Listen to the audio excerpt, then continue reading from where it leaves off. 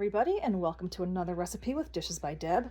Today we're going to be making a really fun recipe. It's almost a one-pot meal. You do have to cook the pasta separately, but besides that, it's a one-pot meal. And this is going to be a chicken with mushrooms. All right, so for this recipe, we're going to have the chicken. I got to pat these dry still and then season with a little bit of salt and pepper. Then we're going to have some chicken stock, some white wine. I prefer a dry white wine. We're going to have some half and half, some shallots. These are 3 shallots that are thinly sliced, a tablespoon of balsamic vinegar. We're going to have 2 tablespoons of flour, a tablespoon of fresh thyme. This is garlic here, it's chopped up. I would say probably put 4 to 6 cloves in, depending on how garlicky you want it to be. I have put, I think, 6 cloves in because I like it garlicky, but if you're not a huge fan of garlic, then you can obviously do a little less. We also are going to have some pasta here. We're going to be using some orzo. And then last but certainly not least, we're going to have our mushrooms. Now we're using 3 types of mushrooms here today. We have on the far right, we have the button. In the middle, we have shiitake. And then on the far left, we're going to have the baby bellas. One thing I recommend, if you can get them pre-sliced, get them pre-sliced. It will save you quite a bit of time on chopping. Otherwise, you have a lot of chopping to do. All right, so we're going to get started with cooking the pasta. For this, you just follow the instructions on the box. You may wonder why my pasta water is brown. That is because I'm actually using the chicken stock that was left over. I only used a 1.5 cups of it for the recipe. And when I have some extra stock, I actually like to cook my grains in it. It just adds a little extra flavor, and then I'll put a little bit of salt in it too because I believe the one I have is on salted stock, so it's nice to just, control the amount of salt you put in it on your own. So once this gets boiling, I'll plop the pasta in, and in the meantime, I will get started on the rest of the dish. While we wait for the pasta water to get up to a boil, we're going to get started on the chicken. So I have a little drizzle of olive oil here in the pan, and then once this is like nice and hot, so if you drop like a drop of water in it, it starts sizzling immediately. Once it gets nice and hot like that, then we'll add the chicken. But right now, just added the olive oil, waiting for that to get hot. All right, so now that the pan is nice and hot, we're gonna add the chicken in. What I like to do is I like to actually start with the seasoned side down first. Helps keep it from sticking on all the texture.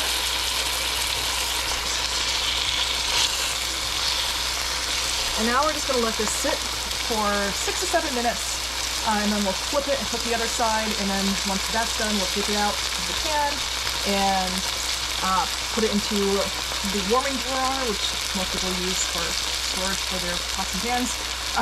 But you don't need to put it in the warming drawer. You could just keep it on a plate covered with foil. You just want to try to keep it warm so it doesn't cool off too much. All right, so it's been about 6 minutes. We're going to flip the chicken now.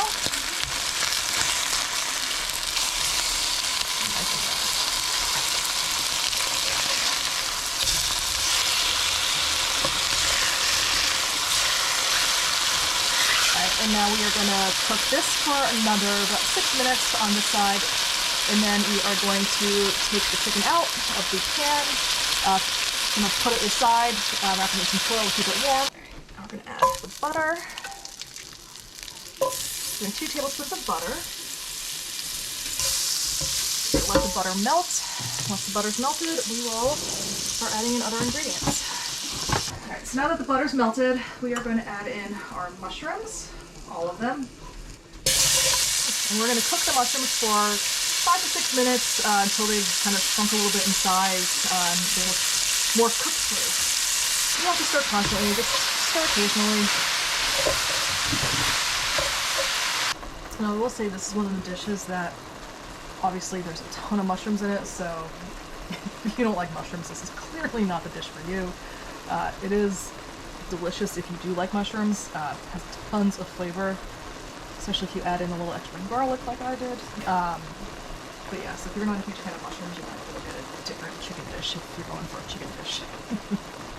Alright, so it's been about 5 minutes. The mushrooms are looking good, so we're going to add in the next ingredients, which is going to be the shallots, the garlic, and the thyme. And once these are added, we're going to cook for about 2 minutes. So we got the shallots, have our garlic.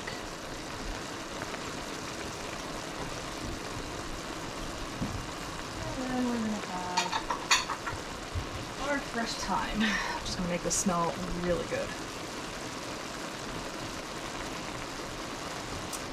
Alright, and just set the timer for 2 minutes. Mix this all together.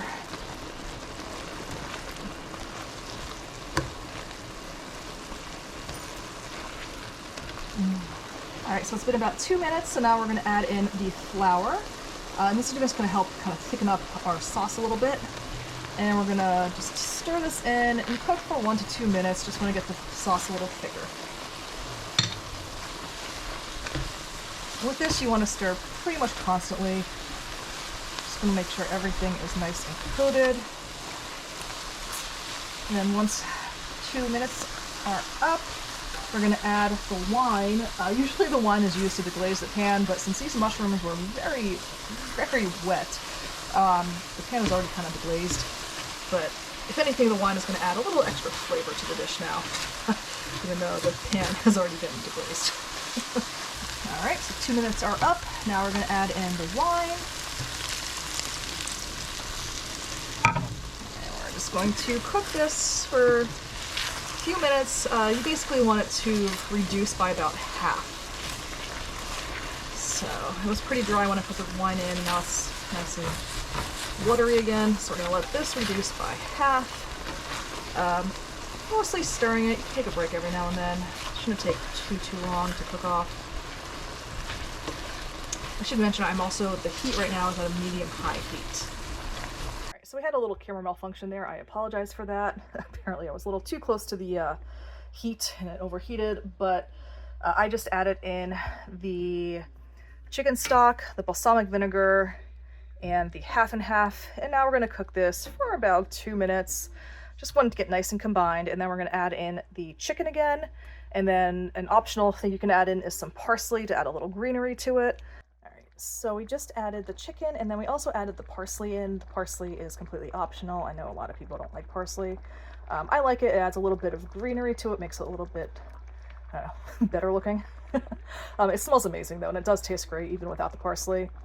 So just put the chicken back in here just to get it warmed through again. Just as a reminder, you want the chicken to be completely cooked through at this point. You're not trying to cook it right now. So if that means cooking it a little bit longer at the beginning of the recipe, so be it. Just I would recommend getting a good meat thermometer to make sure that it is fully cooked through. So once this is warmed up again, we will be serving this on top of the orzo that we had cooked earlier. And yeah, it's going to be an excellent meal. I'm very excited. So I hope you all make this one. I hope you enjoy it. And yeah, let me know if you have any questions.